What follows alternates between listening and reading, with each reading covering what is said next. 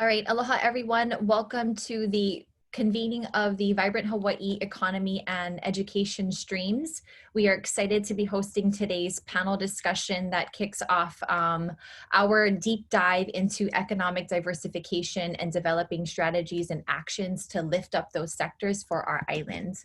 I'm going to go ahead and share my screen to get the agenda out to everyone, and we'll get started. Can everyone see that okay? All right, great. So with every Vibrant Hawaii meeting, we are going to start with our grounding statement, and we have a few new faces joining us today, our panelists. So just want everybody to be clear on our mission and our driving and guiding principles. From there, we will launch a participant poll to see who is joining us on the call and where we have room to be more intentional and include additional folks around the island to participate in this important dialogue. From there, I will ask our chair of the education stream, Chancellor Solensas, to provide an overview of what is happening in the education stream. Then co-chair of the CEDS substream, Farah Marie Gomes, vice chancellor at UH Hilo. She'll provide an overview of some of the work we are doing with the comprehensive economic development strategy process. I'll give an overview of what we are trying to achieve with the economic diversification panels and how that's going to feed into our resilience hubs that we are activating as Vibrant Hawaii. And then from there, we will launch into panel discussion with folks that have joined us today that are living and breathing the work of creative and performing arts. So with that said, let's get started with our grounding statements. Heather, will you kick us off? Sure, good morning. Vibrant Hawaii is a growing community that commits to individual and collective awamu kuleana to increase equitable opportunities to build wealth, an abundant reservoir of human, social, natural, and financial capital that we can contribute and draw upon. Thank you. Carolyn? Our kuleana is to convene conversations so that all wa'a travel toward a common goal, build community awareness, will, and action from foundation of our shared values, shift deficit narratives, systems, and policy that perpetuate poverty and inequality, and implement strategies that are developed and resourced by the community and reflect native intelligence. Thank you. Kai?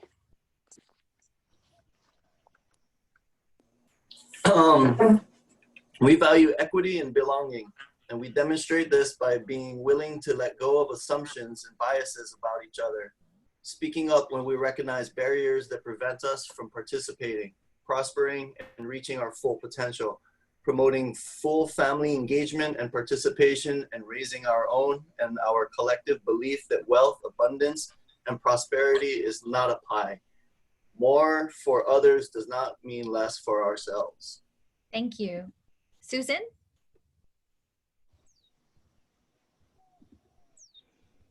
You saying Susie or Susan? Susan. Sorry. I'm having a little trouble reading the right-hand side of the screen, so I'll do the best I can, but I'm missing words. As we demonstrate this by acknowledging that, oh dear. It's Susan, okay. Is it because you you see the pictures of others? Yes, and I can't make them go away. Sorry about that. If they're at the top of that slide, you Got can it. the thumbnail Thank view. you. Okay, Yeah. I'll try again. As we demonstrate this by acknowledging that aloha is unique to Hawaii, it is from this place. By valuing aloha, we value the vast and unique genius of the people of Hawaii, and we prioritize the knowledge, skills, and solutions of its people, recognizing that aloha is an action modeled to us by our environment, and we validate its aloha through aloha aina and our willingness to suffer a little so that no one has to suffer a lot. Thank you. Doug? We value our amo kuleana, and we demonstrate this by a commitment to empowerment rooted in our belief that everyone has skills and abilities, but needs circumstances and opportunities to express them. Promoting language, that recognizes a person's abilities and shared ownership and accountability if any one of us stumbles. We all fall because we are all connected. Thank you. Susie. We value flexibility and learning that leads to transformation, and we demonstrate this by being honest without shame when we don't know, being courageous, adaptive leaders, even when it calls for difficult conversations and even when our outcomes look like failure, demonstrating ahonui and ha'aha'a as we hold tension to achieve change, and practicing makavalu, and acknowledging that we each hold one piece that is part of something bigger. Thank you so much. At this time, we will be launching our participant poll to get a sense of who is joining in on the conversation. If you could take a minute or two to complete. Thank you.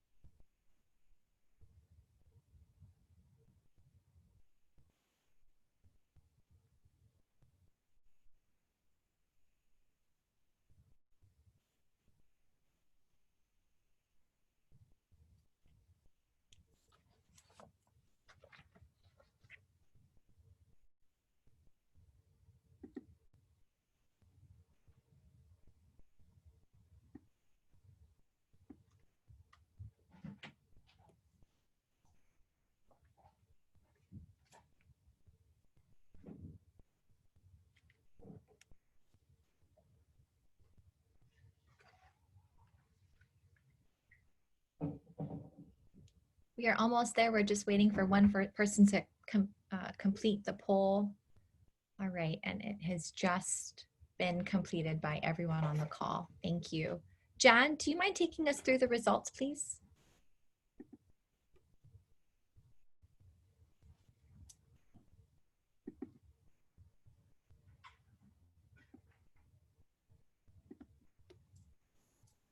What role do you have into the topic of today's discussion? No one today identified as a lead, so there's an opportunity for us.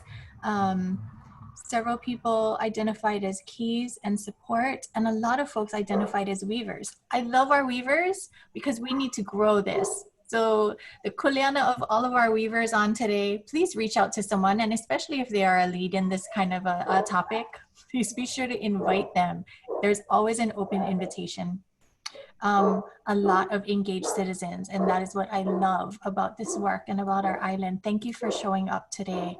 And I know Ashley is here representing government, but we have an opportunity to look out and invite people from social services. Great representation from across the island, strong representation coming in from Hilo.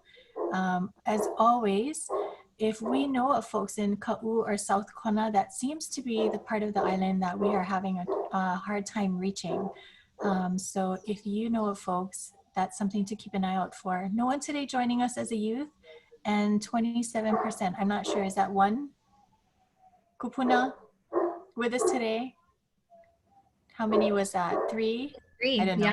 3? Yay, awesome. We've got some wisdom in the room. Mahalo, everyone. Thank you, Jan. Okay, Chancellor Solim Sas, do you want to share with us what the education stream is working on? All right. Aloha, everyone. Mahalo for this opportunity to join your stream and learn more about CEDS and also how Vibrant Hawaii is contributing to the new economy or defining that new economy. So for the education stream, Tamia Magig from Kamehameha and Julie Moore from UH Hilo serve as co-chairs for this stream. And we define our stream in a way that values education as a pillar to enabling individuals to thrive. And from the themes that came up from our community engagement and thereafter with Leadership Council, recommended to us to look very closely with the Aloha Plus Challenge. We then define education stream into the following substreams. So we got 4. First one being AINA-based education and community engagement. And then the second one is equitable access to education. Third is the workforce and professional development. And the last one is transformational learning and education attainment. Each of the substream are actively meeting right now, trying to define what each of the substream mean and how we are to demonstrate it, and eventually coming up with the action plan. A lot that several members of our stream are actually participating today, most of them part of the workforce and the professional development substream. As we look into this substream, again, building from the Aloha Plus challenge, there was 2 performance indicators that were critical. Of course, it's how we support the workforce participation in our island and making sure that they have the right skill sets and capacity to participate and thrive. But at the same time, there was a there was an indicator about members of our households that are working 2 or more jobs, and often not by choice. So we're continuing to kind of, evaluate how we need to demonstrate that. But a key part to the workforce development is ensuring that we have a strong economy to support the workforce. And so the confluence with the economy stream is very relevant as we move forward, so that we can also lend our voice, particularly for households who have to work 2 or 3 jobs. It is very critical that we do provide economic opportunities that offer them not having to, work more than 1 job if they don't need to. So any questions? Yeah, I just have a comment, Rachel, Yes, is please. the data about the 2 or 3 jobs, which was so true. It's all different now. It's maybe 0 jobs and a needing for jobs. And since a lot of people think we're never going back to before, maybe we should update our thinking about this and just think that we're starting from ground zero and hopefully building sustainable jobs. So I just wanted to add the comment that we kind of need to update our thinking, perhaps, to catch up with COVID times. Yeah, Carolyn, you bring up a really good point, and that's why I'm really excited that economy and education are now collaborating on what exactly, different types of sectors that we can start investing in to diversify our economy and put people back to work given this new landscape. So thank you for that comment. Farah, do you want to provide an overview of the stream that you are co-chairing?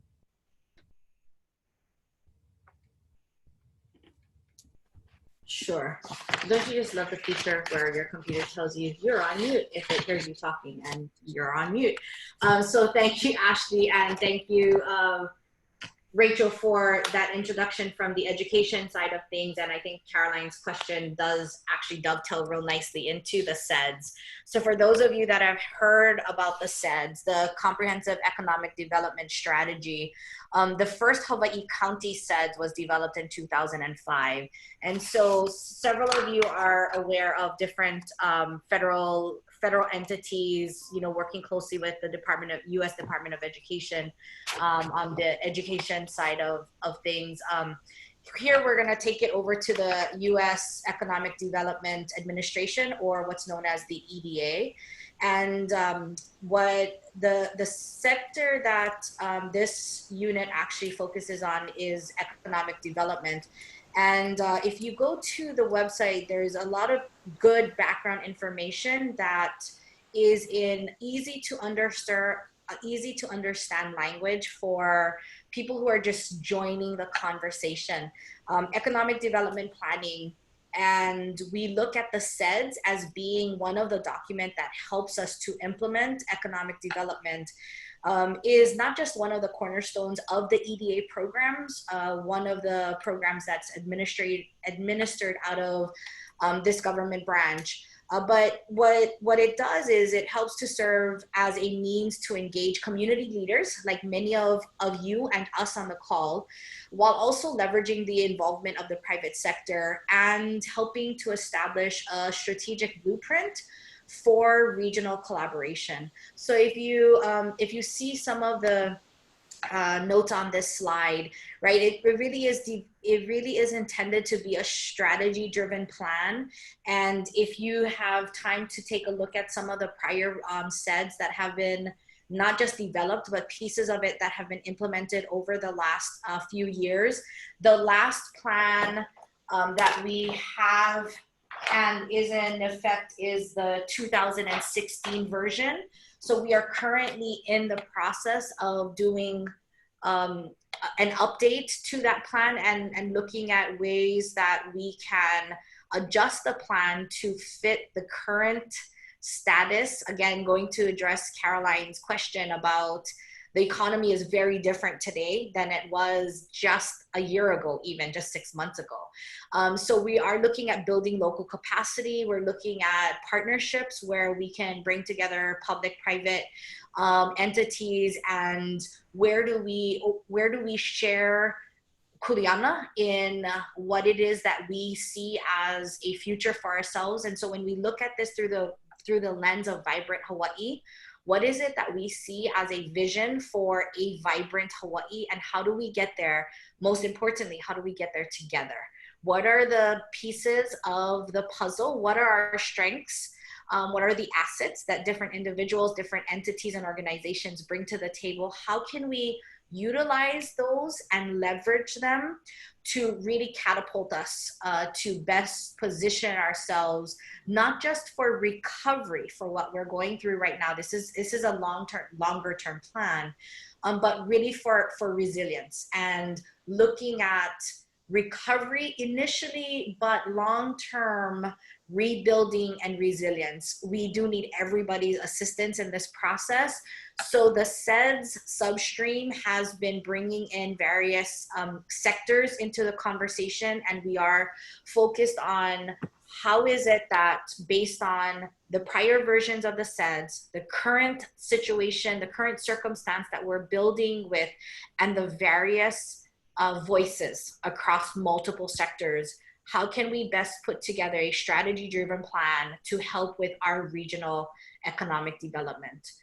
We invite those of you that have additional input and would like to provide more to this process to join us. Just to give you an idea, the last version of the CEDS had us focused on 10 local industry clusters. And that might be a good place for folks to start on where our emphasis has been in the past and where it is we currently are. Most importantly, together, where is it that we want to go and how do we get there? So you're invited to join us on this journey. Thank you. That's brilliant. Thank you so much, Farah. And so, you know, because we are Vibrant Hawaii and we are looking at taking a collective action approach that is inclusive of all facets of our community, over the course of a year and a half, our Vibrant Hawaii team convened conversations island-wide to understand what people envisions for a vibrant and thriving Hawaii island. And so the work that we are going to be lifting up through the confluence of education and economy streams is going to be based on what we heard in from our community. And so the panels are community driven, and we are looking at taking an assets-based community development approach. We don't want to focus on what we don't have. We want to focus on the unique strengths and characteristics of each region, and find ways to further elevate that to get to that place of vibrancy. And so the 6 sectors that our community is very interested in moving the needle on, and really creating economic engines around, are creative and performing arts, education, health and wellness, regenerative and community-based tourism, sustainable and resilient food systems, and tech industry. And so over the course of This group is going to be hosting panel discussions with industry and field experts for these various industries to really hear what are the opportunities that lie ahead? What are some of the barriers and challenges folks have faced? What is the vision that we have as a collective to really elevate these various industries? And beyond that, what are some real pragmatic recommendations, some actions that every facet of community can take so that we are that we are accelerating the pace in which we move to a truly diversified and resilient economy? And so for some considerations for today's conversation, because as Farah alluded to, we are working on reviewing the current CEDS. We are at a point in time where this document is going to be updated and good for the next 5 years. And why that's important is because there are federal dollars that are attached to these plans. And so projects, programs, things need to be included in the plan in order to qualify for economic development funding from the federal government. So we are keen on elevating community voice and ensuring that our community sentiments, what we believe is important, are elevated in the document. So as you hear from panelists today, I'd like participants to consider, how do we mobilize and maximize creative talents and resources? What kind of strategies can we devise to further integrate the creative sector into our social and economic fabric in a way that promotes happiness and vibrancy in a thriving community? And finally, because Vibrant Hawaii is working with community wide to activate a network of resilience hubs, we really want to hold space around what are some immediate actions we can take right now to elevate these various sectors at our resilience hubs. So for today's panel discussion, I'm really excited to introduce you to several individuals that have agreed to kind of share their mana'o and experience as creatives. Unfortunately, Jackie Johnson is not able to join us today. She had a family emergency she needed to take care of. So, but joining us, we have Brandon Nestrella, Kai Kalukukui, and Sue Chapney. Just a little bit about each of them before we launch into formal introductions of our panelists and a moderated Q&A. If you have additional follow-up questions or comments for any of the panelists, feel free to go ahead and enter that into the chat box. Brandon Estrella, I've known since we were 5 years old. He is a producer, writer, director, production designer, and also happens to hold a Bachelor of Science in Civil Engineering with an emphasis in structural engineering. He is one of the founding members of the New Alchemists, which hosts the annual production of the Live Aloha Art Festival, which brings inclusive art experiences to community through puppet making, a 24-hour play production, and most recently a short film festival, which featured individuals with a connection to Hawaii that are making films that matter on a global scale. Kai Kalukukui is an artist, painter, muralist who is murals in Hawaii, California, and in countries all around the world. He is the ground operations manager for Seawalls, Artists for Oceans event hosted by Pangea Seed Foundation. It is an international convening of artists. You can actually see his work right here on Hawaii Island in downtown Hilo at K.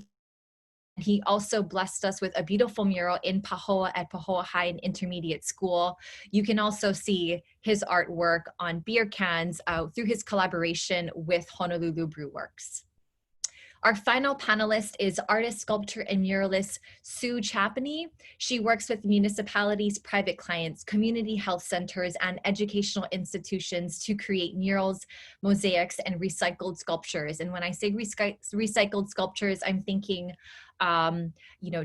giant Mardi Gras beads, lei of recycled plastics, wind towers, laundry totem poles. So really, really creative stuff. And her goal is to inspire wonder and surprise in the viewer by creating memorable images.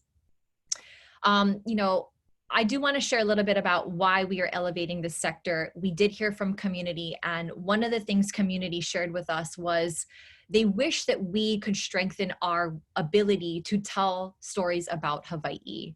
And so one way to do that is through art. When you think about all the different cultures and history, we often judge and learn more about the past based on the art that is left behind by various communities. And so at this point in time, with all of the stress and anxiety and all of the emotions that we are feeling with coronavirus and Black Lives Matter movement and all the different social injustices that people are experiencing around the world, there is a massive opportunity for us to see art as a form of therapy, to express ourselves, but also to activate community and to elevate art to be a true economic engine. So with that, I wanted to turn it over to the panelists, and we'll go ahead and start with Brandon. If you could share with us who you are, what you do, the medium of your work, and describe for us one meaningful project that you have been involved in. Yes, hi everyone. Thank you so much for having me as part of this panel. I recently graduated from Loyola Marymount here in Los Angeles with my master's in filmmaking and film producing. And so I am highly involved in with the East Hawaii Cultural Center, Waikia High School, and the University of Hawaii at Hilo.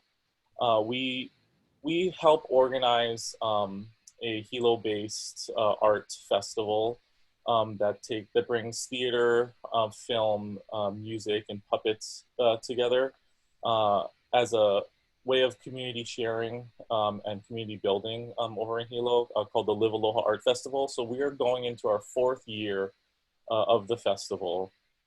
And every year it's been growing. A lot of community-based artists are coming together. It's just a way for the another medium that local artists can share their work. And a lot of what we like to do is focus on social issues and what the community needs.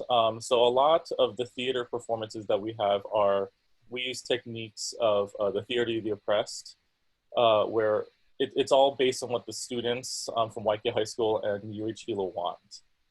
And so, it's just posing them a question of like, what does Live Aloha mean to you? And a lot stems from there. So the theater performances that we had last year, focused a lot on like youth homelessness and a lot of other social issues in regards to race and race relations here in Hilo. And so every year it evolves. And so what we're doing with the festival this year is that since we can't meet in person, we're turning it into an online setting and turning it more into a visual archive. Having students use the computers that they've been given or their cell phones to help record their own stories and what they're going through with the whole process of COVID and with the social issues and race relations that are happening throughout the nation and what they're feeling. And so we're busy working with that, and then we've tapped in other local organizations like Full Life Hawaii that focuses on helping young adults with cognitive disabilities and helping them share their stories too and access to art as well. And so it's very evolving right now in regards to what we're doing. Thanks for joining us. Great to see you. Yeah, of course.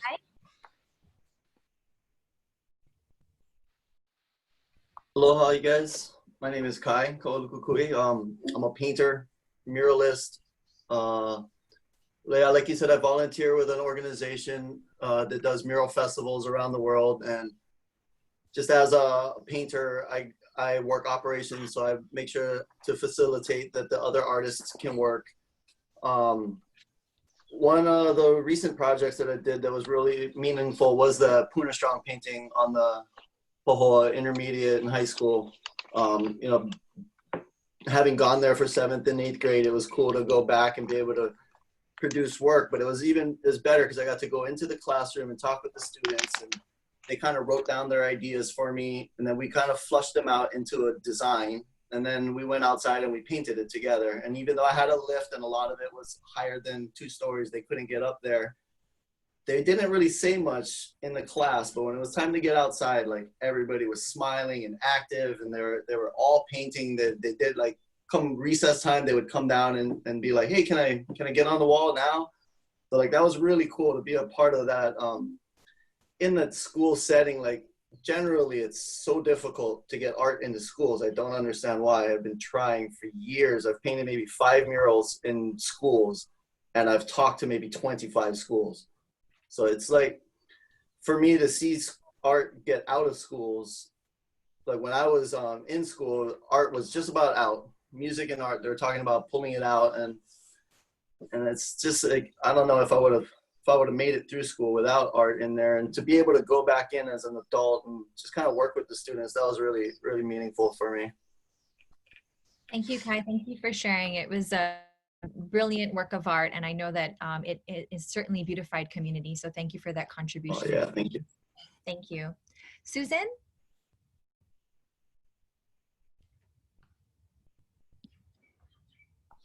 Well, I've been working as an artist, obviously, my whole life. I also do mural work and sculpture work, and work a lot with kids and education. Ironically, about 50% or more of my work is not on island.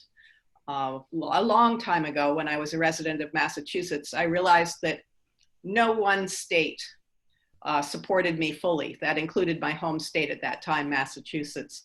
And I just resigned myself to being able to travel and get work done as far and as much as I could. So my primary areas of work have been Massachusetts, Georgia, Pennsylvania, California, and Hawaii. Mostly because I have systems of support in those places, because when you're working remotely, living in a hotel is just not in an artist's budget. Since COVID, I've been here.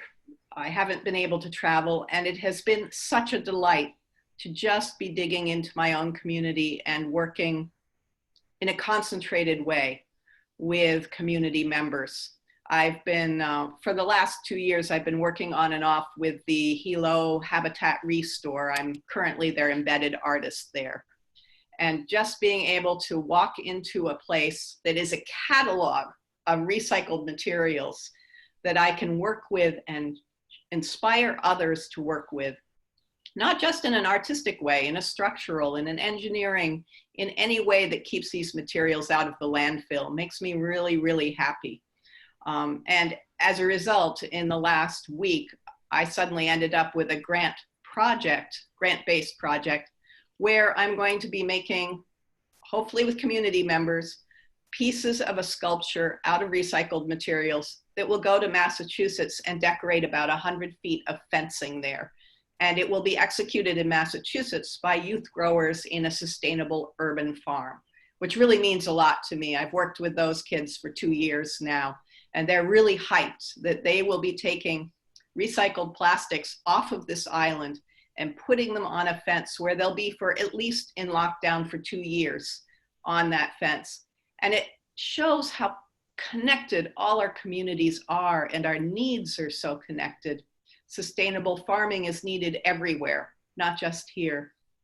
Sustainable jobs that mean something to people and actually allow them to live are also hugely important in all of these communities, and the future of our youth, hugely important. And I echo the frustration with trying to get art into the schools. When I got my degree, we were in a phase of this country's life where arts and sports were being eliminated out of school systems.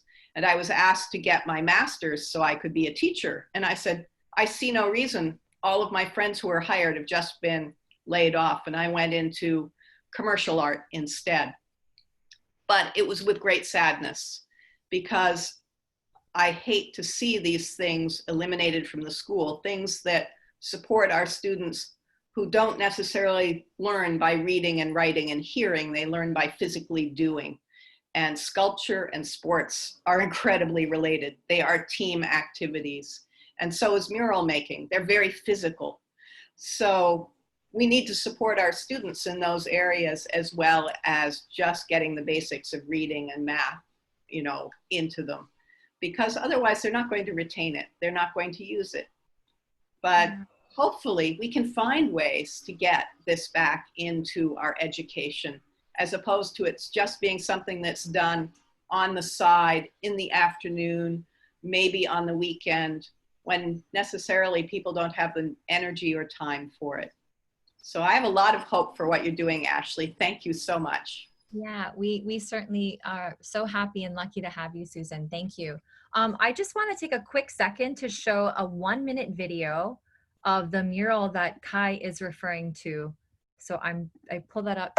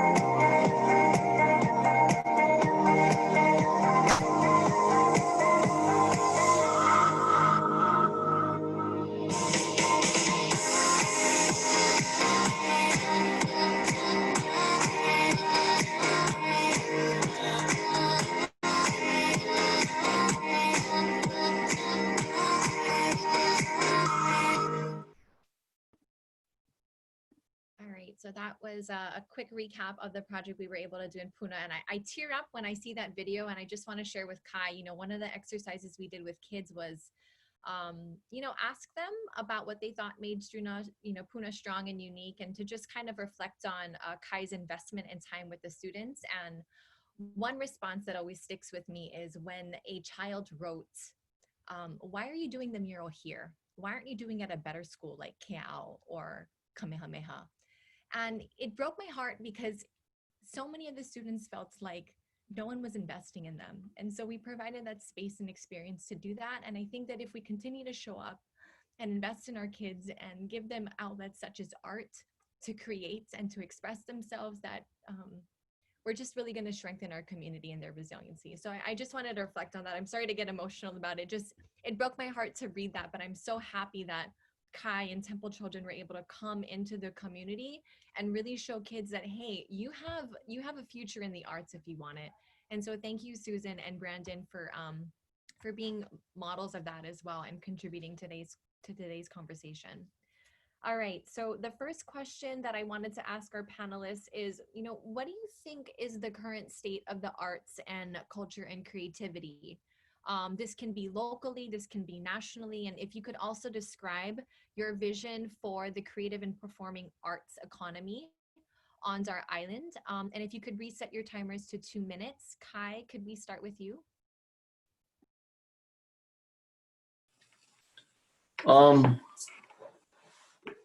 So yeah, I guess the state of arts, it's a weird place right now. There's a lot of attention going into street art and muralism, much more than say 10 years ago when I went to art school. It was not even a thing. There's a really big economic movement called the spraycation that I've seen all over the world. I've met people from all over the world that come to Honolulu to see the powwow murals, and they fly in, they spend money in our economy just to see art. And I've met literally hundreds of these people.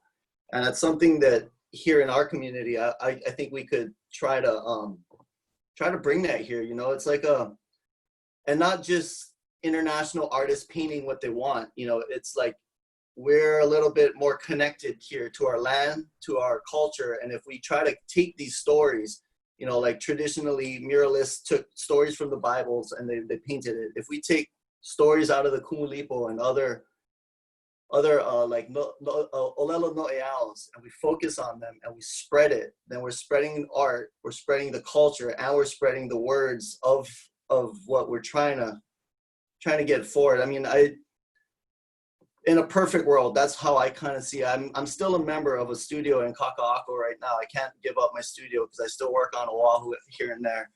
And just to see that kind of energy of the people who come in and they create and we bounce ideas off of each other, and it grows that community. And in the last 7 years, I've seen Kaka'ako change completely from a place where there's bums pooping in the street to like, now there's nice coffee places and there's kids walking around, and a lot of that has to do with the street art. And I think it's important to not ignore that aspect of art and the power of that.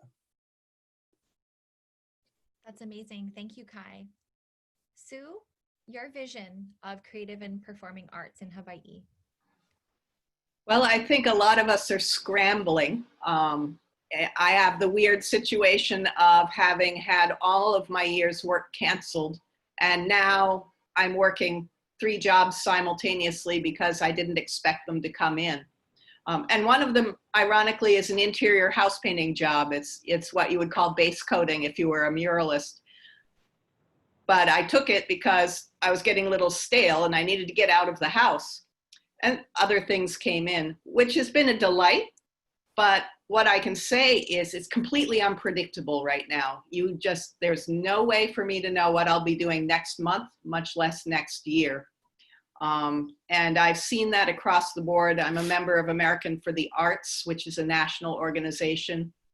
And everyone is reporting similar things, not necessarily economically as good as what just happened to me, but no one knows where they're going. And what everyone has responded with, which I think is amazing, is everyone is doing what I would call COVID art. They have not stopped working or producing. They have had to change how they work. I've had to figure out how to work in a 2-room apartment because I no longer have access to a lot of my outdoor spaces right now. Thank goodness for the Restore, where I can work in their back area and I don't worry about poisoning people with spray paint or anything else. But shifts in how people are working. I've met more artists on Hilo Bay Beach looking for driftwood in the last 3 months than I ever have before, because everyone is doing things like accessing the beach for space, for creative inspiration, just for sanity. So it's been very strange. My biggest heartbreak is lack of access to my community for building things in community. That's been very, very hard, especially not to be able to work with the kids one-on-one or in groups the way we have been before. And I'm really hopeful that we can find ways to continue doing that. I started building small kits that I can send to people so that they can build remotely with my friends and my schools in mind. It's still very labor intensive. I haven't gotten it worked out yet, but I have hope that in that area I can continue to do large scale work with many hands involved, which to my mind, a large scale work isn't really meaningful until you have hundreds of hands involved, because that's part of the work. So that's sort of my summary. That's great. Thank you, Sue. Brandon? Yes. So what we've seen as part of my artist collective in the work that we've been doing in Hilo and then around the Pacific West, Pacific Northeast, and then here in LA. We have seen artist programs in schools, just to reiterate that, being cut from the budget a lot with all the budget cuts that they have at the DOE, not just in the state, but nationally. And so we see a lot of teachers in those organizations scrambling to try to save their arts programs. My organization has had the opportunity to help Waiakea High School specifically and their theater department save a lot of their programs, or at least reimagine it into something that doesn't require a lot of budget, so that students there have access to the arts, especially in regards to theater. And what we've seen is that when you use these themes, especially for students in low-income areas, they're able to, I guess, express themselves in ways that they did not imagine. They have access to more public speaking opportunities to give them, self-confidence. What we've seen over the 3 years leading into 4 is some of the students who, now that they have graduated and are moving on to higher education, they are more empowered to enter into arts programs, or at least double majoring in, into theater as one, and, doing business as another. And there's more empowered overall. to express themselves and to be involved in the community. Because with moving forward into our new online festival coming up next year, we have a couple students who have graduated from our program who are now helping us plan it. And to hear, what they want and what they want to see as part of this festival is changing has been really, I guess, really helpful for me to see that, we're able to inspire a lot of the students to move forward and to grow and to be more, I guess, leaders of the community too, especially when they're 18, 19, moving forward. So a lot more access to art would be my envision of the future, especially throughout the entire state, where we see arts programs being cut. And then artists at all ages and at all levels, from novices, to experts, just more access and creating more opportunities for access to art. Because one of the things about our festival that I really love is that we have many programs across various mediums, whether it's a film festival, theater performances, music sessions, with various local artists. But all of it is free for participation and to come to be a viewer, because we strongly believe that access to art is a human right, and that everyone, no matter what you can afford, you should be able to access it.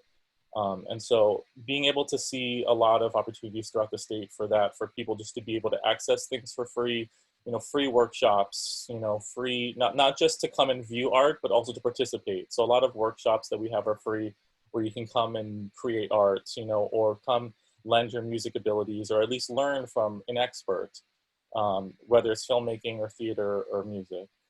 So it's just access and opportunities.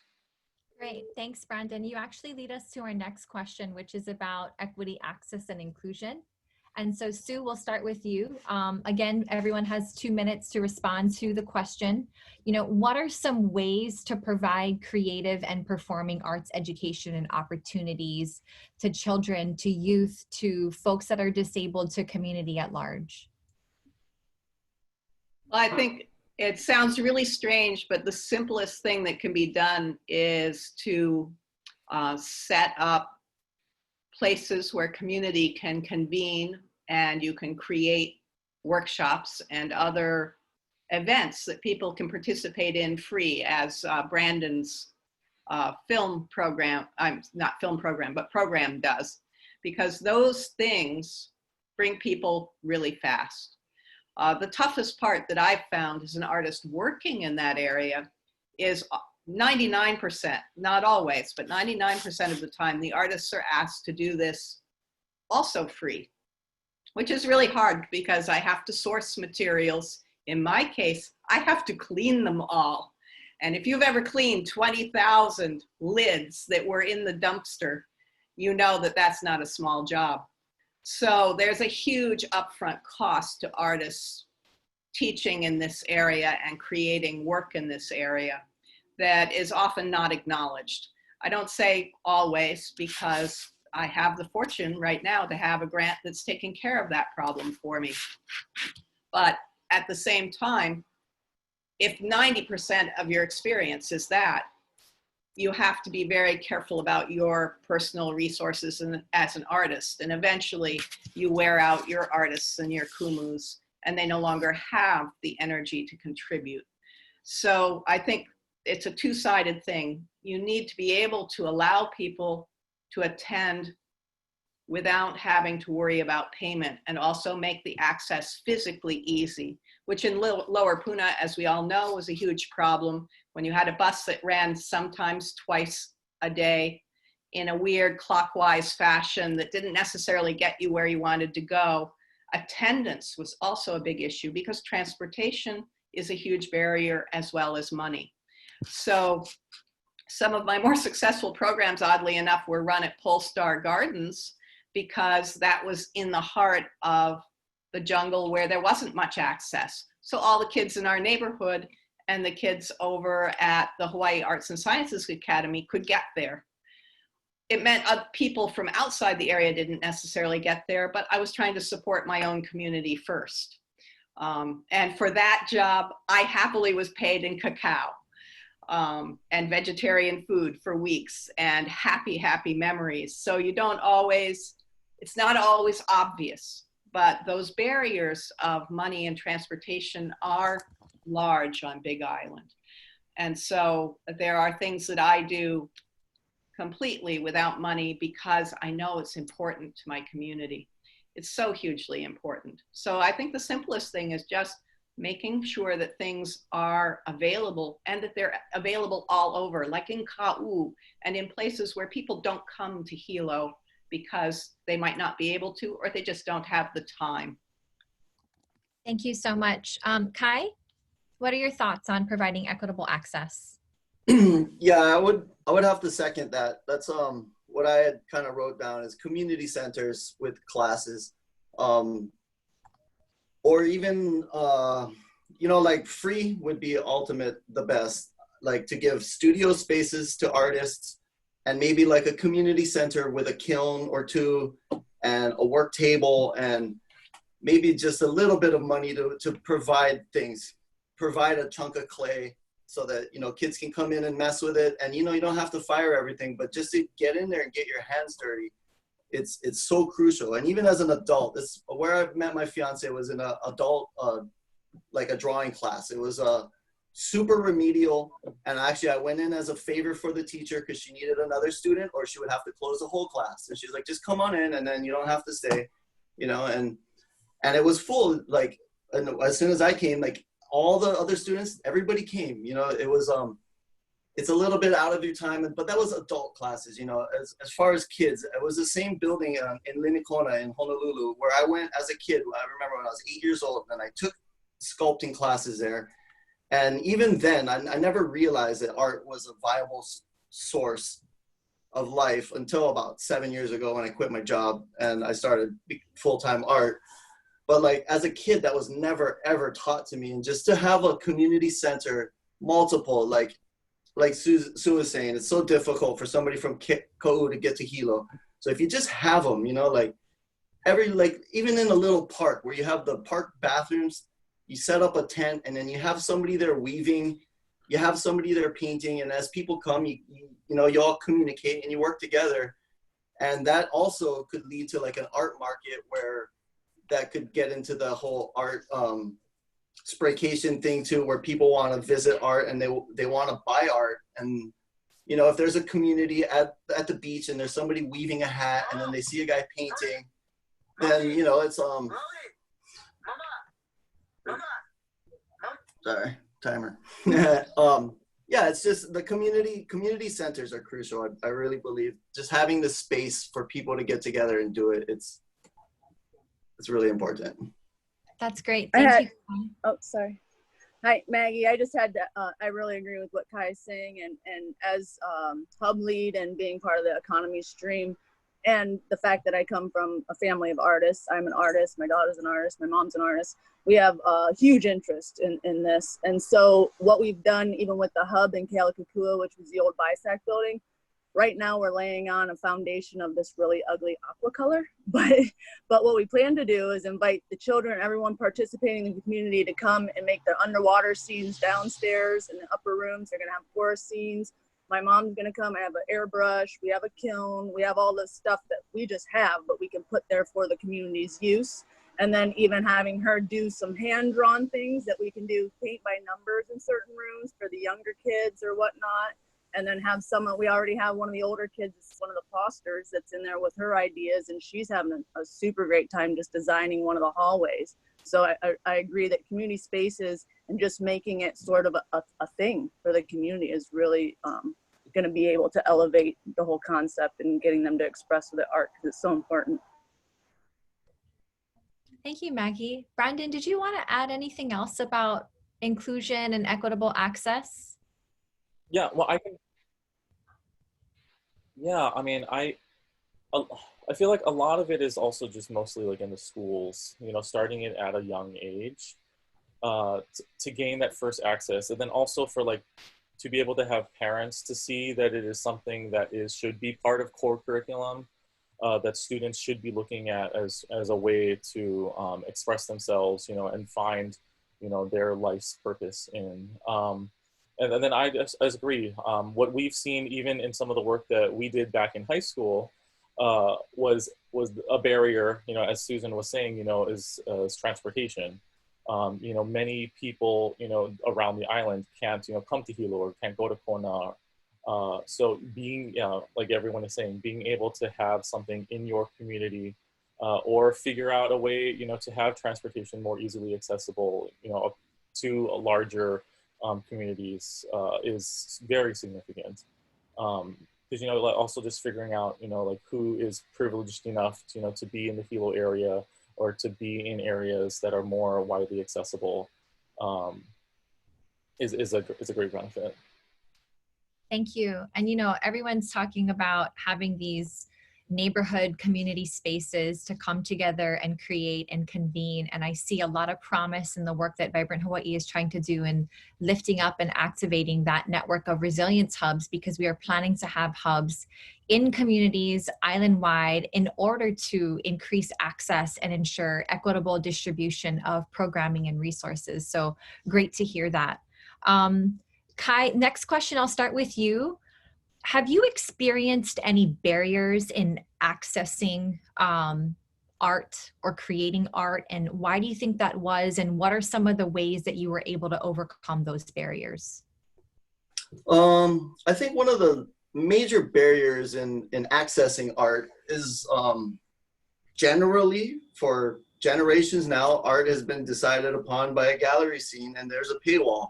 You want to go to a museum, you have to pay to see the art that these people determine that you need to see. Or in a gallery, you know, you go to a gallery, it's intimidating. It's priced out for most people, and most of, like my local Brada friends, they don't go to galleries, they don't care at all. But you get them into the street where they see art, like mural art, again, to go back to mural art, and they see it and they understand it. And I see that as a way to kind of pass that paywall. It's a public perception as well problem with like I was always convinced that I would have to join the military out of high school, you know, wasn't smart enough for college, and I never even knew art was a thing. So when I got out of the military, I went to college, I got straight A's in college, killed it. And then I found out about art. I met a painter and he's like, you are an artist, you know, and like, that was never taught to me. And if that could be taught to kids, that, you know, we are all artists, and generally school teaches art out of you. That's kind of how I view it. And to get, I mean, it's just that free, it's that free thing. It's that same hub mentality. It's the community. We need to get people together. And as a professional, the biggest thing is like, I can't get loans for anything. I can't get food stamps. I tried to get food stamps. The lady told me, why don't I get a real job? I was like, look, I had a real job for a decade. I went to art school. Like, I'm an artist. This is my job. I'm trying to convince the food stamp lady that I deserve food stamps because I am working is a big problem. I can't get loans for anything. Like, I can't get a mortgage. I can't get a loan for a car. All of that kind of money stuff is what I've found has been the most difficult as a professional artist. But coming up, it's that paywall and public perception. I think that we really need to instill in the kids that art is a thing and it's valuable. It is the representation of culture. Like you said in the beginning, when you look at these ancient cultures, we read them through their art. And to ignore that now, it's like cutting off our feet and then expecting to walk to the store. It's not going to happen. That's kind of where I feel about that. That's excellent. Thank you, Kai. Sue, your thoughts? 2 minutes on, you know, barriers you've seen or experienced and how to overcome that. Well, I'll have to second Kai's entire thing about not being able to get any kind of assistance. That is so key to a lot of artists. We frequently work 2 and 3 jobs. Does this sound familiar? Many of them with no benefits, no social security, no vacation, no nothing. When you're not working, there is no money. So you have no credit rating. The only reason I lived in Lower Puna was I was fortunately able to buy a piece of land with cash. The volcano wiped me out, and very fortunately, really unusual, I had insurance at the time. There are years when I could not afford even insurance. Not health insurance, not homeowners, not nothing. So the volcano treated me very well. Really weird. But that's the other thing I've learned is things like money are not obvious in an artist's life. I did get assistance from my church. They supported me 100% when I was homeless without any question, 100%. So there are resources here on this island. For instance, our faith-based community is hugely, hugely strong and supports a lot of artists in really unexpected ways. But it's not money you can put on the books and pay the electric company with. So that is a huge barrier across the board. Another barrier, weirdly, is the perception that we don't need work, which is just strange too. And the other weird barrier, and we both run into it, is not, for some reason, not being able to break through in the educational institutions. There's a not paywall there. We aren't degreed, we're not certified. Yeah, I'm a kupuna, but what does that really mean with the Department of Education? Yes, there are some programs to bring artists into the schools, but they're actually very minimal when you compare them to the overall state budget of education. And so I wouldn't say that it's sustainable for any one artist or more than 10 to 50 artists in the state. We have a lot of artists in the state, and especially here on Big Island, because at least we can scrape by. So those are sort of the barriers to artists just trying to make a living. I think the overall barrier, though, is much bigger than artists trying to make a living. I said it in the work 2 and 3 jobs. We know that a lot of people on this island work 2 and 3 jobs with all those same features of no standard hours, erratic pay, lack of benefits, lack of any kind of social security or anything like that, inability to apply for assistance because you might make a little bit more than what it looks like. All of those things affect our whole island. This is a much, much bigger barrier for everybody. And we can't really ask our churches and our faith community and our not-for-profits to do all the heavy lifting, because you know who those people are? They're us. So if we're all the ones in that boat, we also don't happen to have the funding to really, I mean, we are supporting each other. It's a miracle, an incredible miracle, but we need more than what we've got. So it's a big problem, and I really admire the Education and Economic Committee because they're taking this one by the horns and trying to wrestle it to the ground and keep going, because we need to solve this problem for everyone. Thank you. Brandon, your thoughts, 2 minutes on barriers you've seen or experienced and ways to overcome.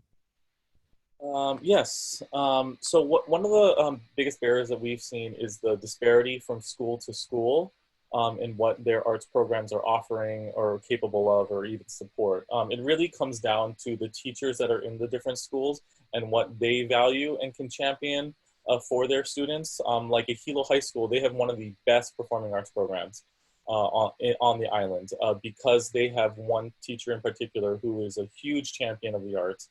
And she has helped them focus their budget onto making sure that what they do there for their students that their students can have opportunities moving forward.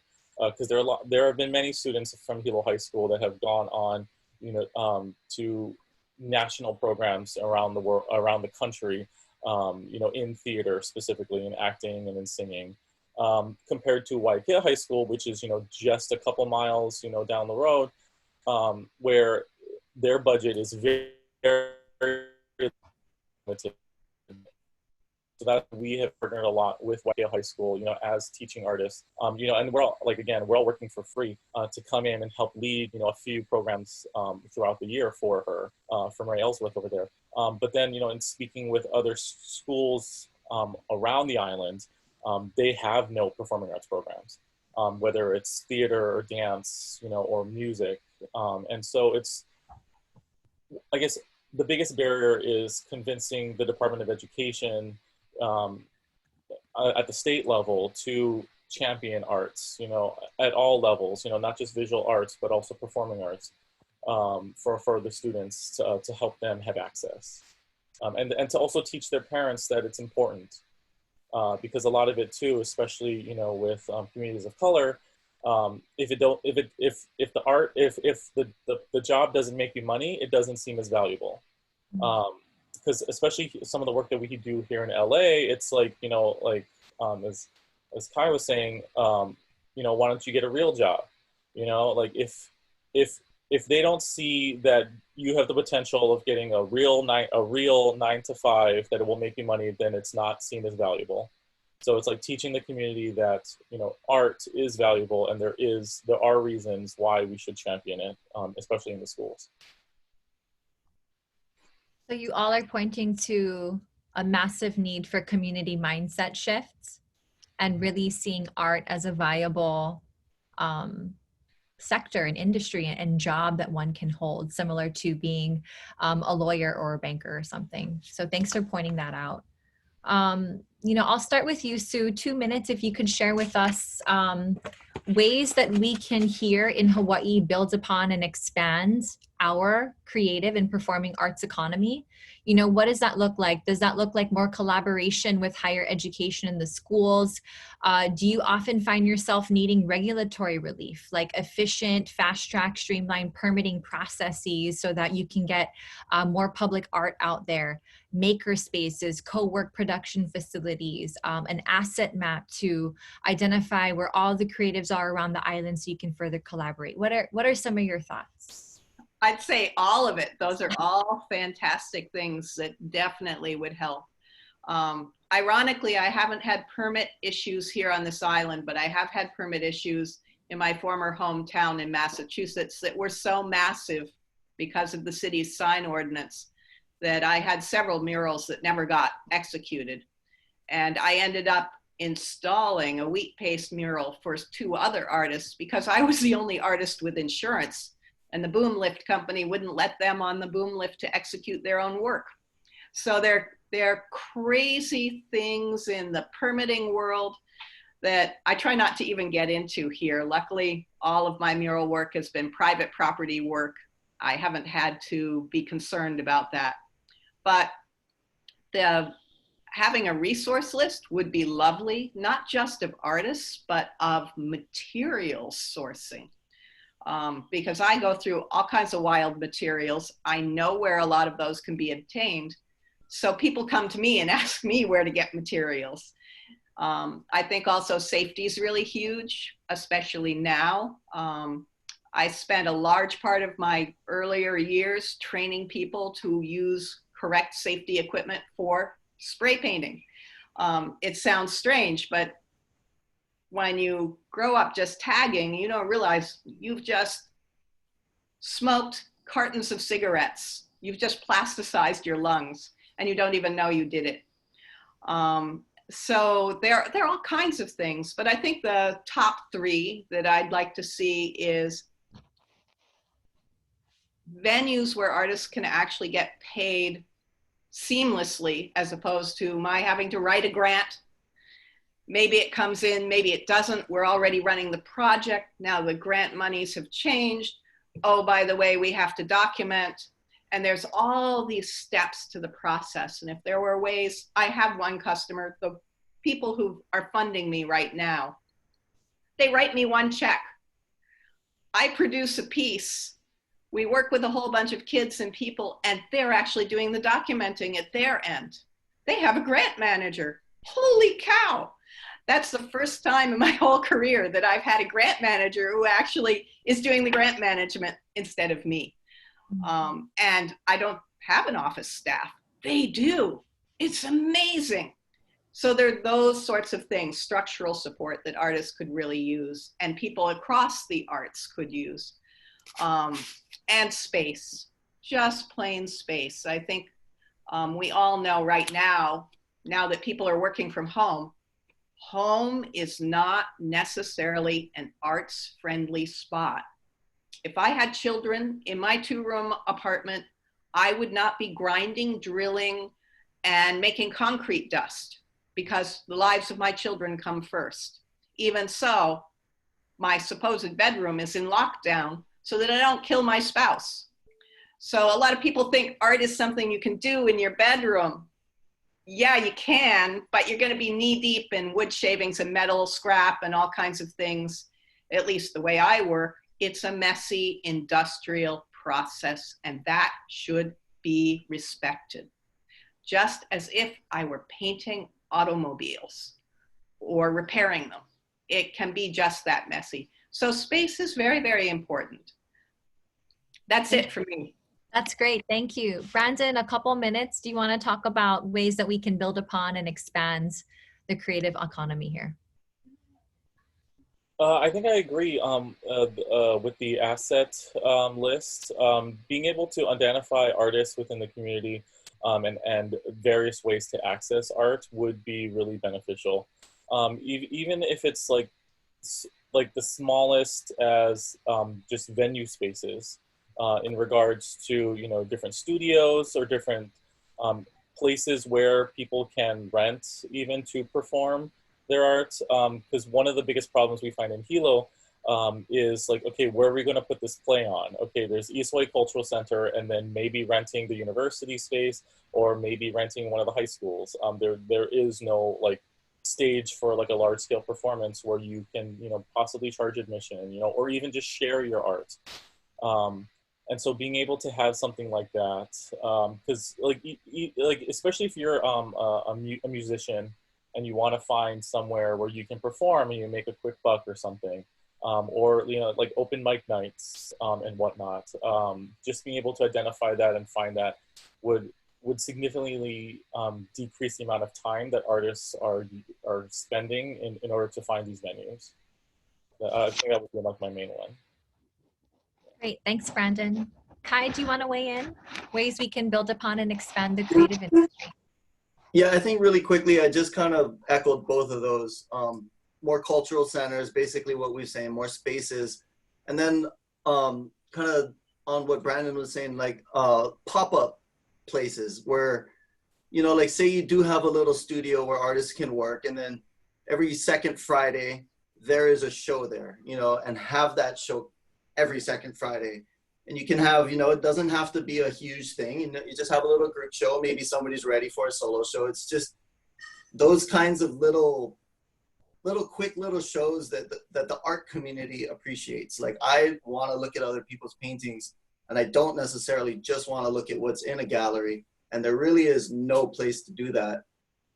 I mean, at all, I don't think, on this island. But just a little quick pop-up show kind of, you know, like maybe have an Ava bar for that Friday night and then show art, have somebody playing live music. I mean, I guess it'd be kind of hard in these specific COVID times, but something where people can get together to not just create art, but appreciate art and talk about art. Kai, I don't think it's impossible. I remember just an NPR story from the other day where they were highlighting community-driven initiatives to just kind of pivot and adapt to the times. And in New Jersey, there was a couple that transformed their backyard and were able to do like a walking sort of gallery of sculptures and other paintings that they created. So awesome. I think there's huge opportunity to do that. We shouldn't be limited. Yeah, no, it's definitely very possible. Very possible.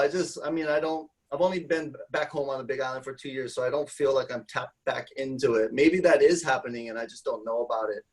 But I would love to see something more like that and maybe be a part of something like that. That'd be great. Thank you. Sue, did you have something else that you wanted to share? Actually, speaking to pop-ups, the Wailoa Center has done a great job of holding art pop-ups since they had to close down, starting with the first week of July. It will run all the way to the week of Labor Day, I think. And they've never done it before. It was quite a hurdle to get the state to agree to it because it's a state facility.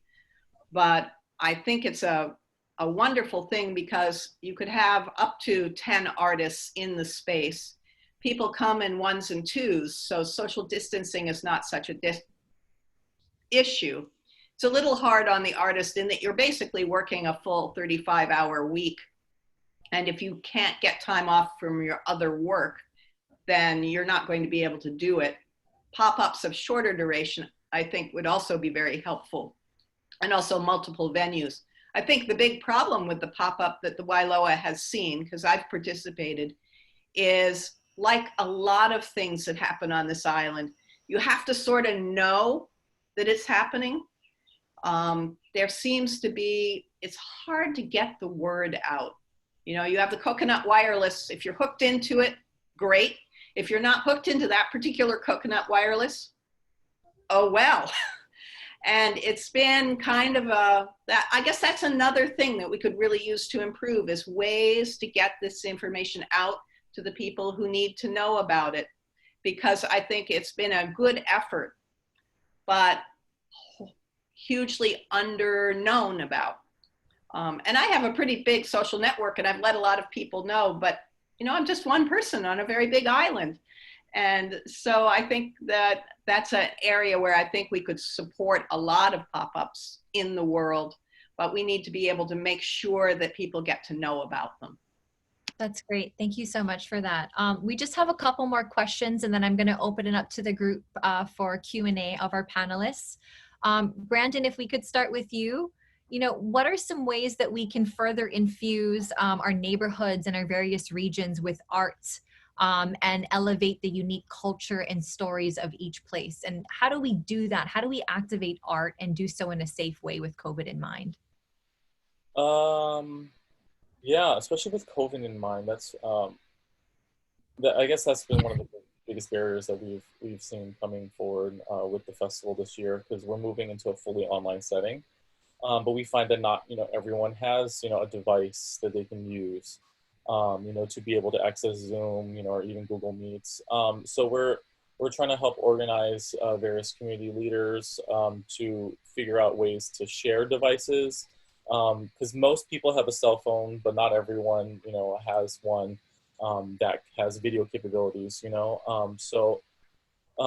that's one of the things that we're trying to figure out still within the community is to enable for people to participate in our festival.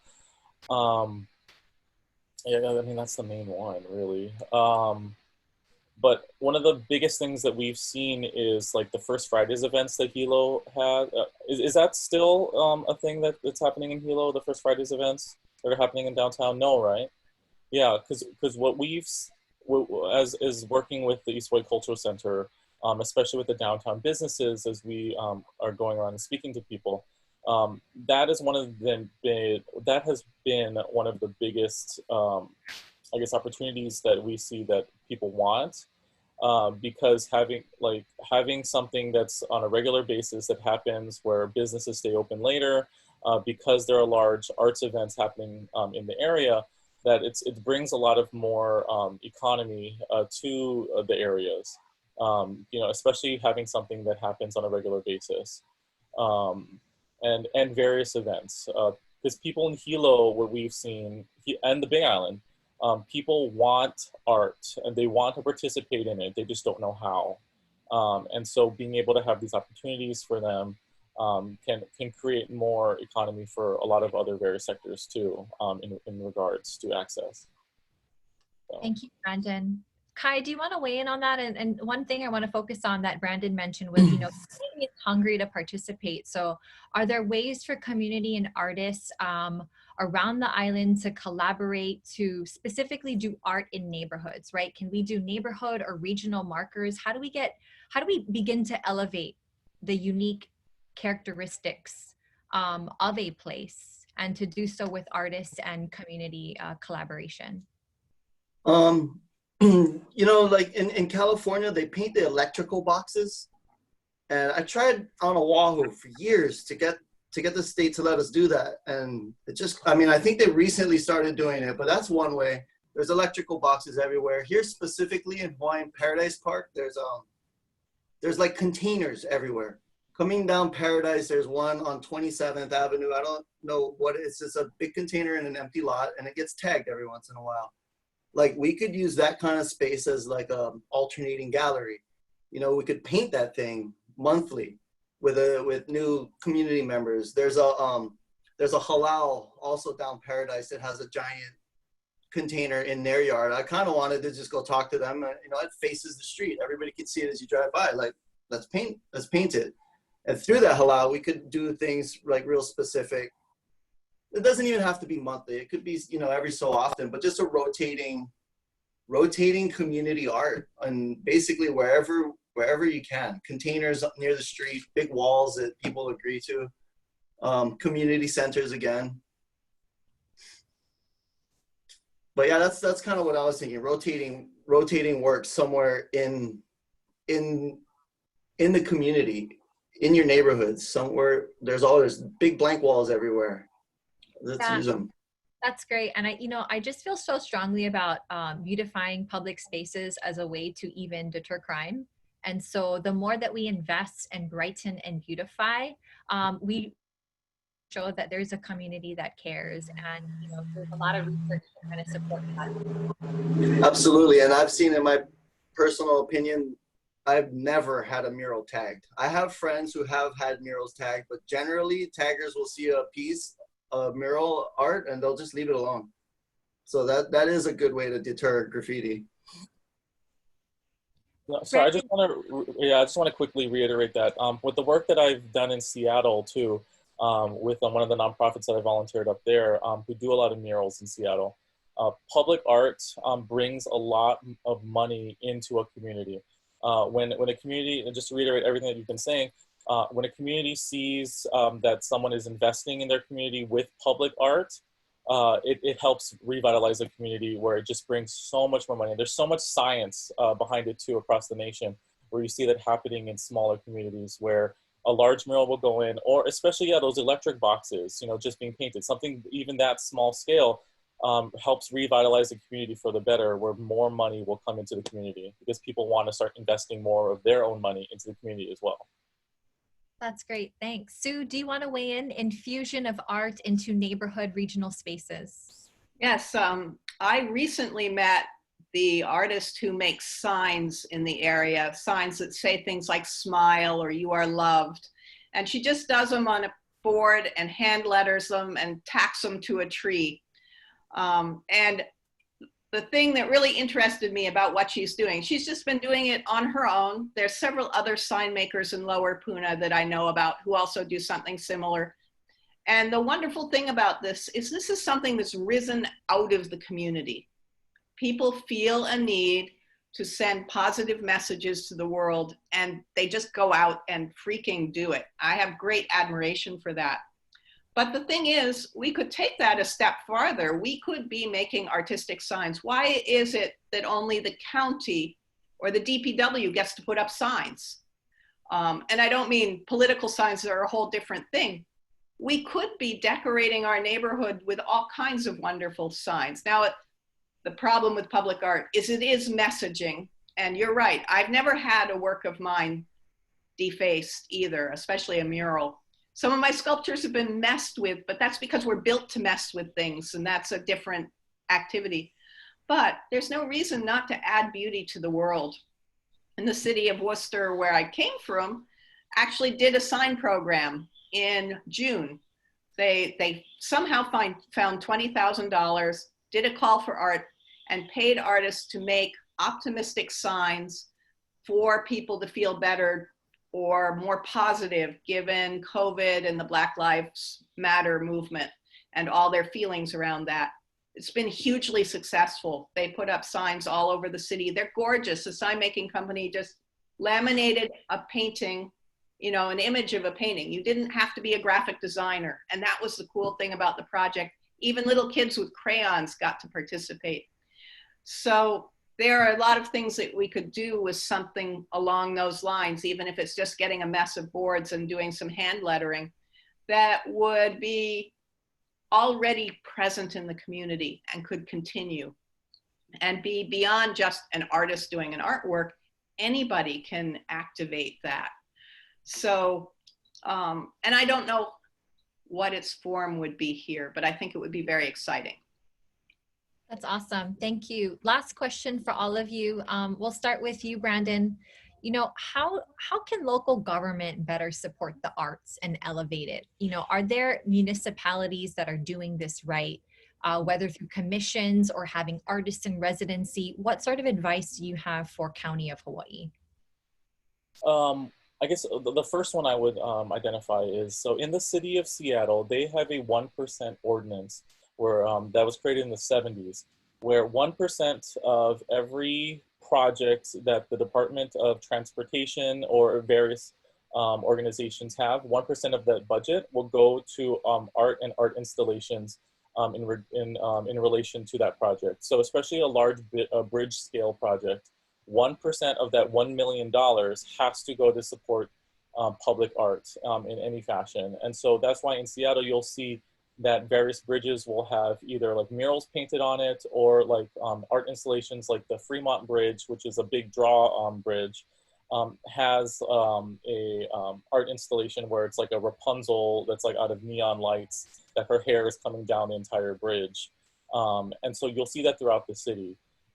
Because they recognized that they need more funding for art, and they figured that if you just have 1% of the budget of every single project, whether it's a bridge construction or a road repaving, 1% of that has to go to support the arts.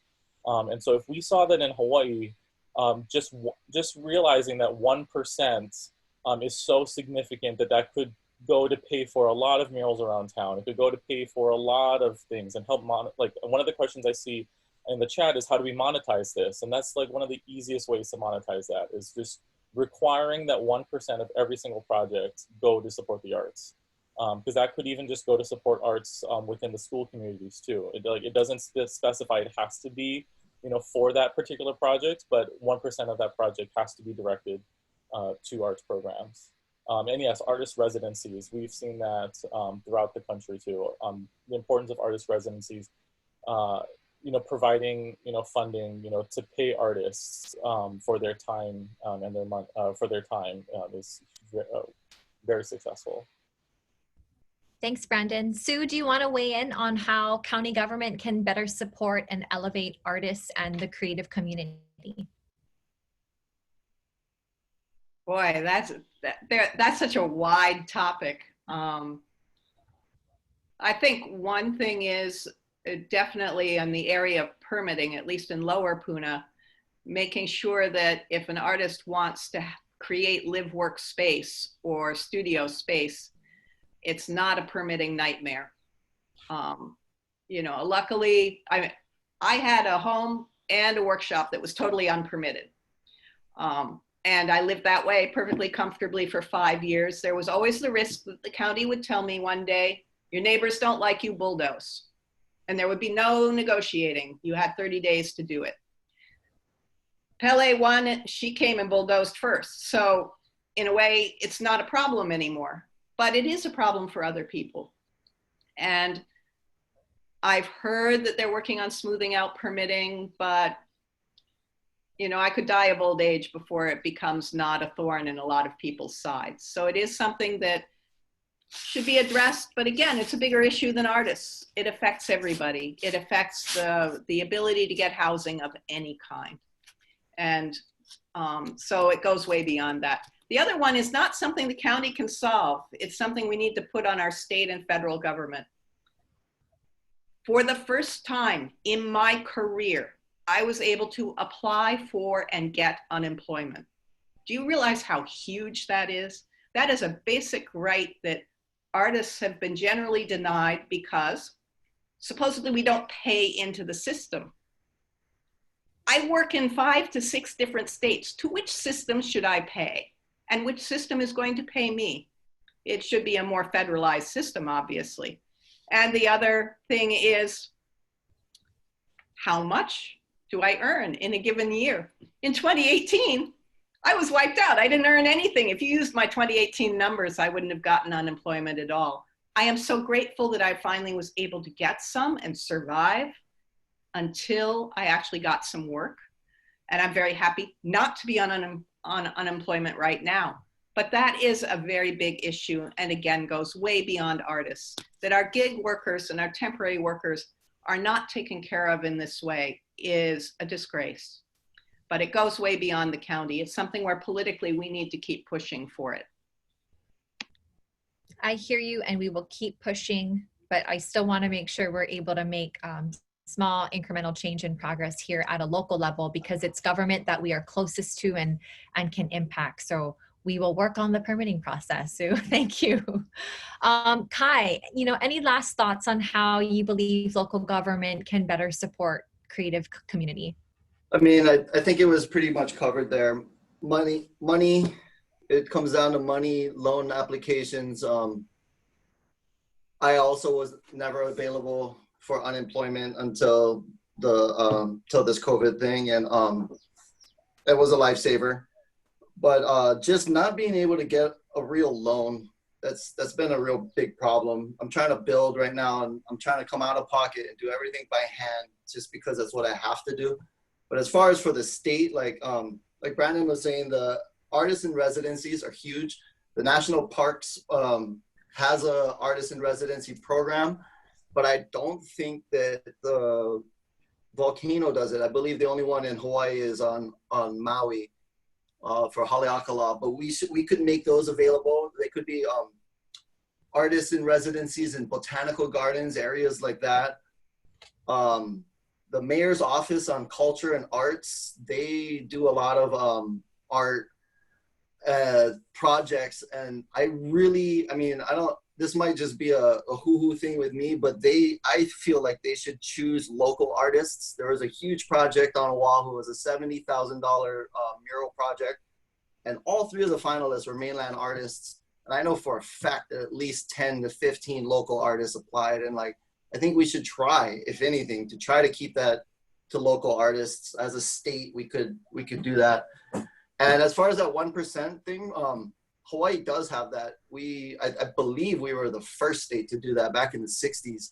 And I have personally worked with several construction companies, and the way they get around it right now is they pay to paint the construction walls. So they'll throw a little bit of money, they'll paint the construction walls, and then they'll tear it down after. And they don't have to have art. So if you look around Honolulu, a lot of the older buildings will have giant, beautiful sculptures, and the new ones don't have any. It's because they use their money to pay for a construction wall that gets torn down, and then they just burn it. I've done 3 of those already. And it's on plywood, and they just get rid of it.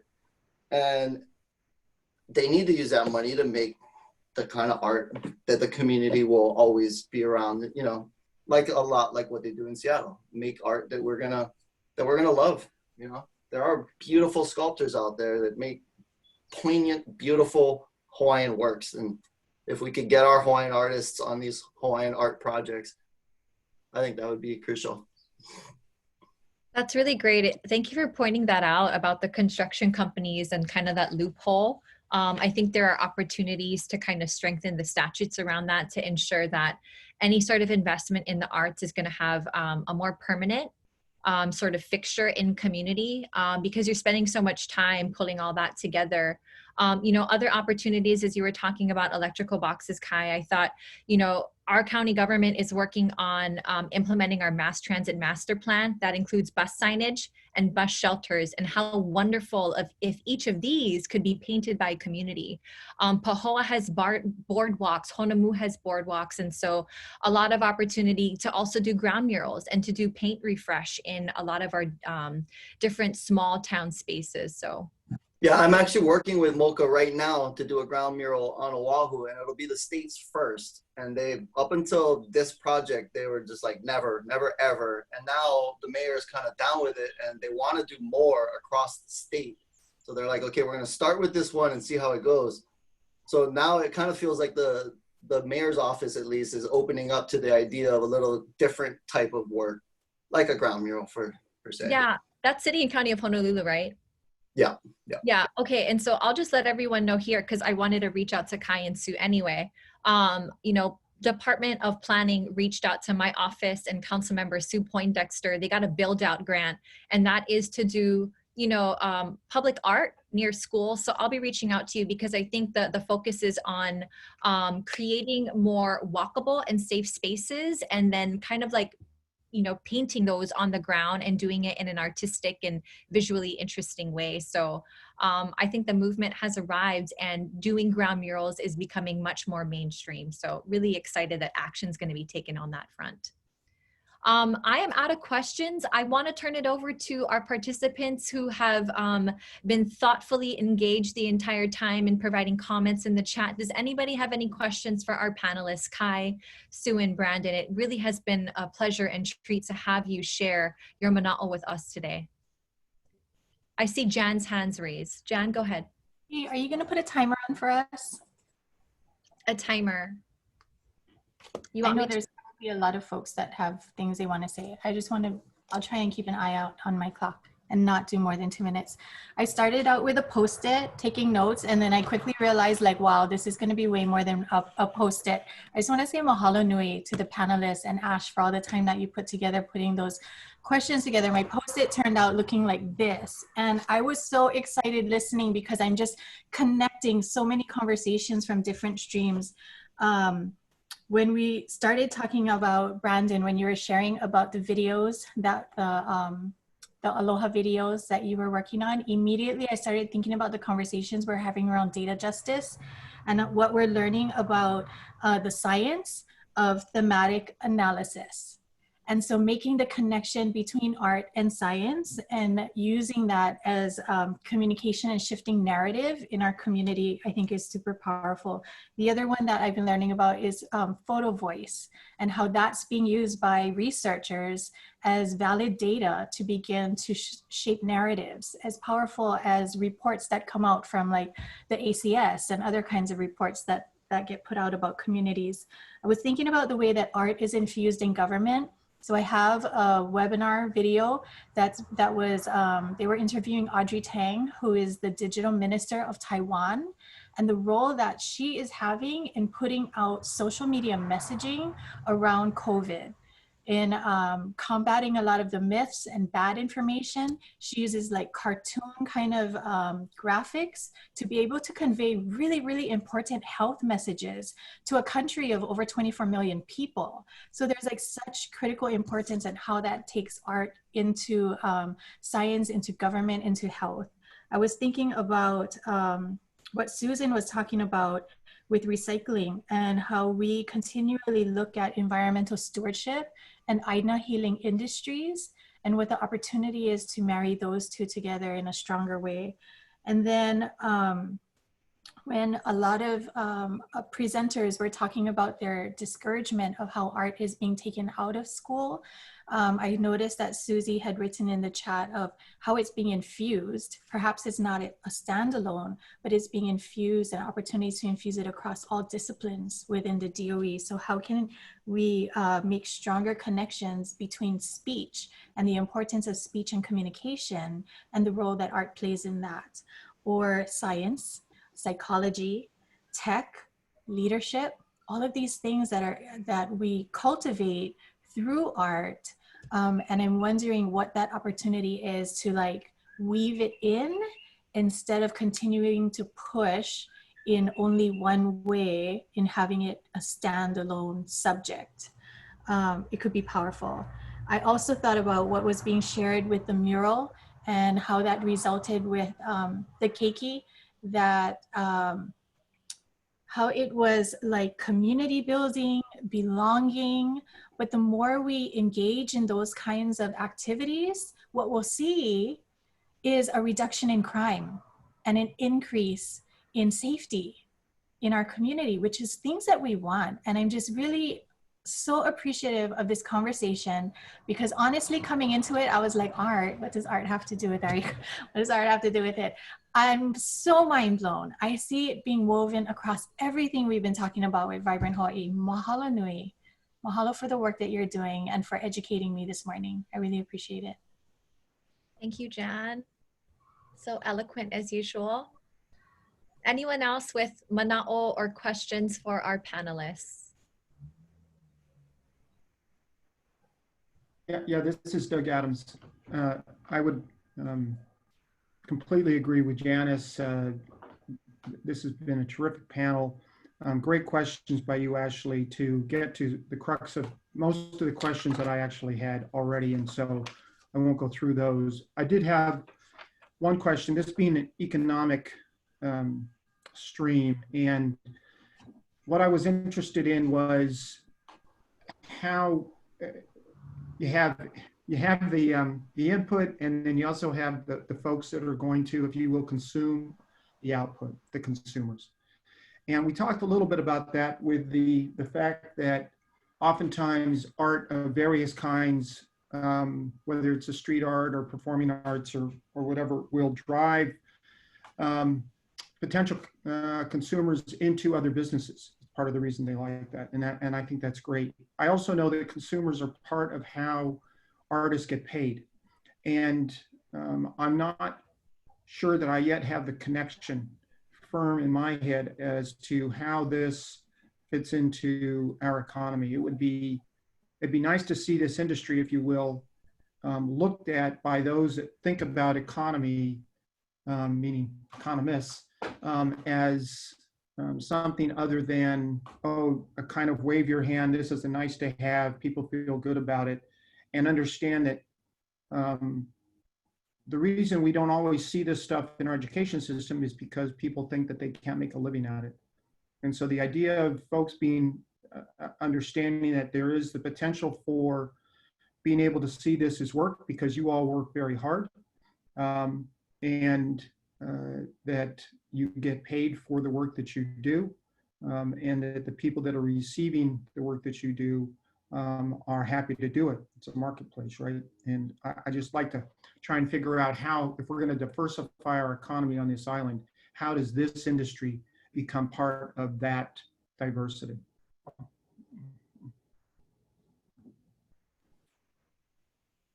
Thanks, Doug. Do any of our panelists want to weigh in on that?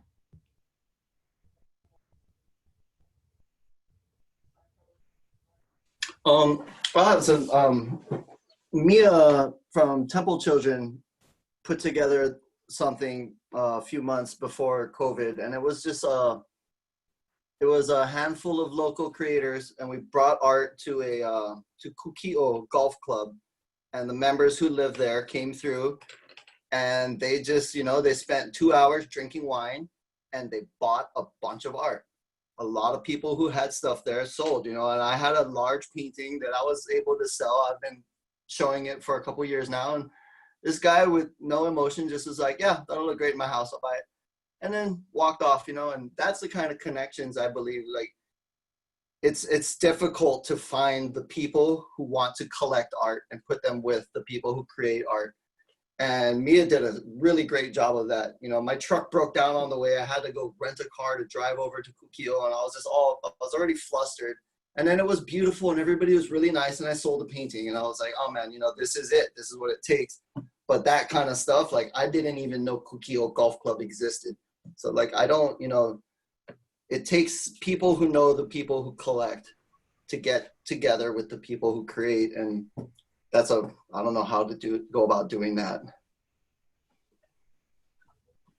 I was also really inspired when, Kai, you talked about the spraycation, and I was reflecting on the recent publication of the Hawaii Island Tourism Strategic Plan. And when we talk about the kind of experience that we want to be able to create in this new economy of tourism and what that will look like, driven from a community perspective, I think that is exactly like so on point. Being able to walk through neighborhoods, being able to walk through safe spaces, and to be able to look at art that tells a story about our community historically, culturally. That is like so right there.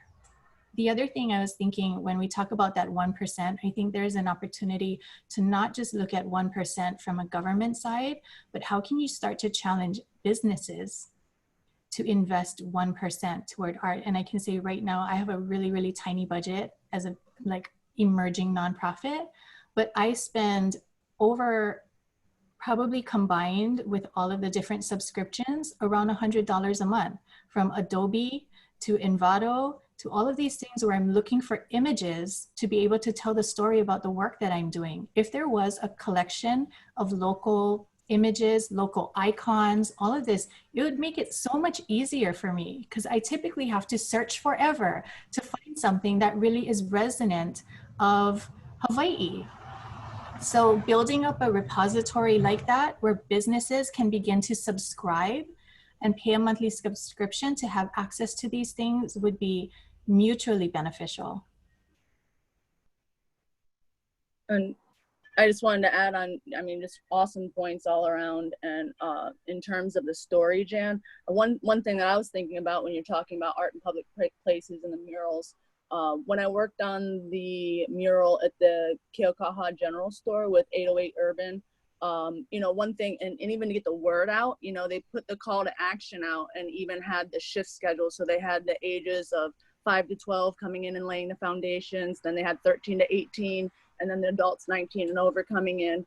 And one of the goals at the end of that project, and I haven't been back in a while, but even on that front of putting the call out, and then folks like me driving over from Kona on a Wednesday and working the whole day, you know, it really connects the island when you're able to have those outlets for the information that gets the folks involved.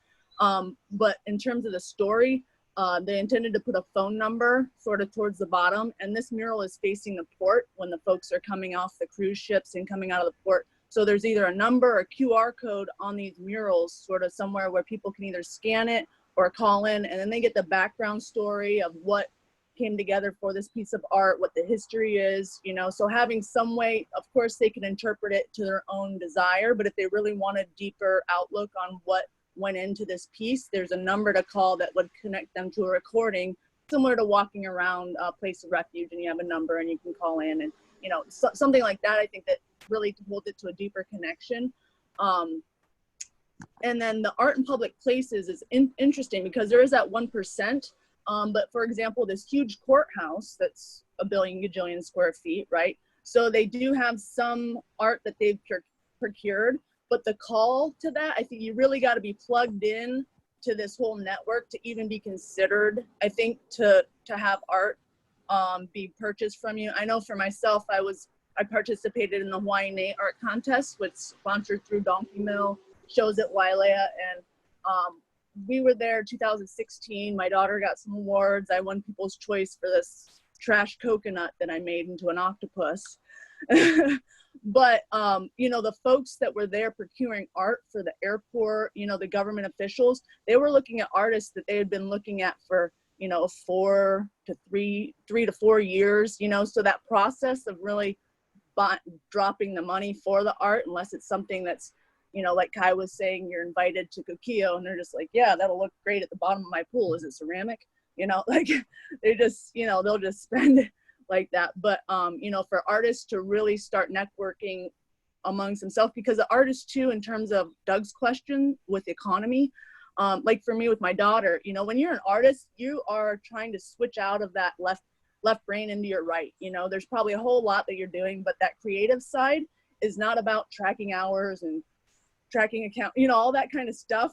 For an artist is like, that's why my mom, you know, my mom's brilliant, but at the same time, when you ask her to track something, it's like that goes out the window, because it really is a flow and a download of creativity that's flowing through you. So if you have to say, okay, I'm sitting down to create art at 10 o'clock, you know, and then you track all of your hours. I did it for the octopus just to see what it was, 380 hours, you know, and people don't realize, but then how do you get paid for that? Because it's priceless. You know, you put a do not sell price on it and hope that nobody buys it. In my case, a lot of times, you know, because the art is so personal to the artist in a lot of sense. So, you know, really having the artist sit down and I said, Kay, you know, even if you just track what time you start, you don't have to do anything else, you know, and then track what time you stop.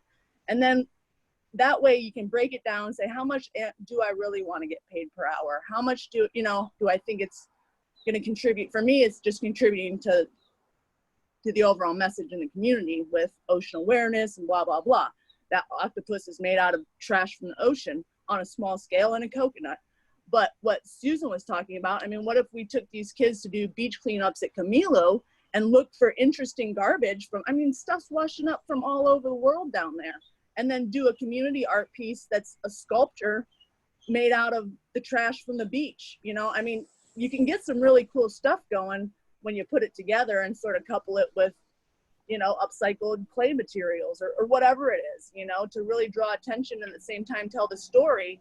And so your art's not only, you know, it's just more impact, I think, the more that, the deeper that you take it. But that's just, I mean, there's so much as stuff went on. I like Jan wrapped it up real nice. Thanks, Maggie. Anyone else want to weigh in? Carolyn, go ahead. Thank you. Well, as I think all of our panelists raised the issue of the difficulty of getting loans or unemployment, government program, because of the traditional way of vetting an applicant doesn't really work for artists. I was wondering if it could be an easy opportunity to help to set up a loan program for artists. I don't know what the criteria would be like to vet the application process of a loan and repayment, but maybe the artists could help define what that would be on their terms, you know, in a way that they could, that the repayment of these loans could be assured. So I was wondering if the panelists could kind of describe what would be most helpful to them and if there is a way that they could see that working. Thank you.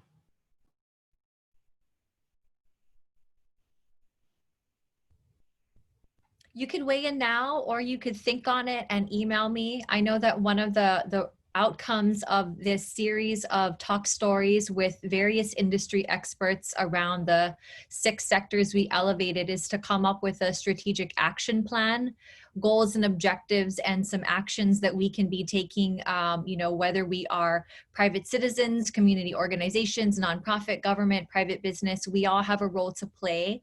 And we are going to be counting on you for those sort of recommendations. We want to make sure that they are grounded in what is actually happening on the ground, and anything that we do is going to have positive impact on your industry. I had a couple thoughts on loans. So to tell you the truth, I've avoided them until I had to do the EIDL this year. Because at my age, a loan doesn't make sense. I'll be dead before I pay it off. But not having to have collateral on your loan for an artist makes a big difference. If I have to put a lien against my home, it doesn't make sense for me to get a loan. I might as well just go to the bank and ask to pull money out of my home, assuming they'll even let me do that. So collateral-based loans are very dangerous to artists because you end up losing your place. The other is the requirements of income. If those are pulled out of the equation, then it's easier to get a loan. So those are my 2 thoughts. Yeah, I just know for like myself, you know, like many of us, you know, who have student debt, you know, we're just finishing my master's, you know, I have a huge loan that I am repaying, well, at least it's being deferred right now because of COVID. But a lot of that, depending on the loan, you have various stages of, I guess, various options that you can choose for repayment. And the one that I am currently on right now is a pay-as-you-go model, where it's a really small amount that's affordable because my income is not gigantic to be able to pay back that significant amount of money on time. And so it's a pay as you go, where it's just what's affordable for me right now. And then as I make more money, I can repay more. And so that's been really helpful for that. So I mean, if loans were more shaped similar to what they're doing for students, that would be very beneficial on the long front. But again, that's going to take me like 20 plus years to repay back that giant loan. But also when artists are looking for loans and not looking for $100,000, $200,000 loans. Yeah, I just make a quick comment. I'm not a financial guy, but some of them are my friends. And I think that as we take a look at this from Vibrant Hawaii, part of this is a conversation with our financial institutions, right? And understanding where they're coming from and how, and the reason that they make loans, right? Of course, there's the community-based and supporting the community, but they're also looking to make a profit because that's how they operate, right? They're profit-based based businesses. So we take a look at where there are opportunities. I think Brandon was talking about that with the student loans. I think other opportunities are like, how do farmers get loans, right? Farmers don't always know that they've got a profit coming in any particular year, yet they're able to get loans because there's some type of backup for that. So the key is take a look at opportunity, look at situations that are similar, maybe not in kind, but in outcome, and have that conversation. And there may be ways to work with the financial institutions in town. Thanks, Doug. Kai, did you want to weigh in at all? Not really. I've tried to get loans and then I just kind of ignored the whole system once I got shut down a bunch of times. I just kind of live by the skin of my teeth. So I mean, I would have to put some serious thought into it. But the lack of collateral thing is huge, and the income, that's the main problem. They're like, you're not making any money, and I'm like, yeah, but I'm going to, but I can't explain when or how, but somehow, you know, it comes, and that's what the people who loan money don't want to hear. It's like, I don't know how I'm going to pay you, but I'll probably pay you back. They don't want to hear that. You know, that's so hard. I don't know how to get around that. Well, we are at 11. I want to thank all of you for taking the time to join us today. Thank you, Kai, Sue, and Brandon for joining us. Your contributions to this discussion were invaluable. We will be following up with you to ensure that your mana'o is reflected in our strategic action plan. So thank you very much. And I'm so honored to have co-hosted this with the education stream and really look forward to the subsequent discussions we will be having. So thank you, everyone. This recording is going to be available on our website so that we can watch it again and also share it with folks that weren't able to make it. Take care and aloha. Aloha.